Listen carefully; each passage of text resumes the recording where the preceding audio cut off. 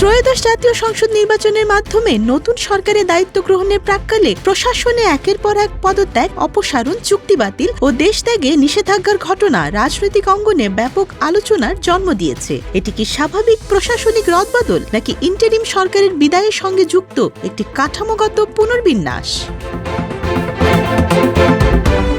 ঢাকা উত্তর সিটি কর্পোরেশনের প্রশাসক মোহাম্মদ এজাজকে সরকার সরিয়ে দিয়েছে। স্থানীয় সরকার মন্ত্রণালয়ের আদেশে তার স্থলাভিষিক্ত হয়েছেন অতিরিক্ত সচিব সুরাইয়া আক্তার জাহান। সরকারি বক্তব্য অনুযায়ী এজাজের মেয়াদ একদিন পরই শেষ হওয়ার কথা ছিল, সেটি নবায়ন না করে নতুন প্রশাসক নিয়োগ দেওয়া হয়েছে। তবে ঘটনা প্রবাহ বলছে বিষয়টি কেবল মেয়াদ শেষ নয়।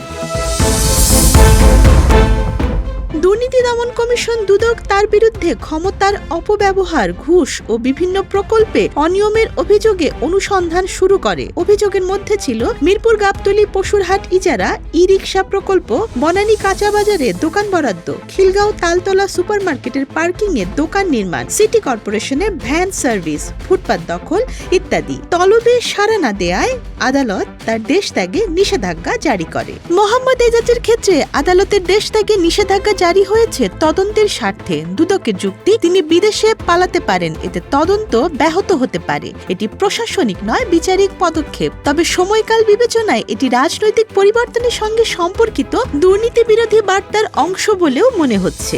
এজাজের অপসারণ প্রশাসনিকভাবে মেয়াদোত্তীর্ণ হলেও বাস্তবে তা দুর্নীতির অভিযোগ ও তদন্তের চাপের মধ্যেই হয়েছে। ফলে এটিকে নিছক রুটিন পরিবর্তন বলা কঠিন।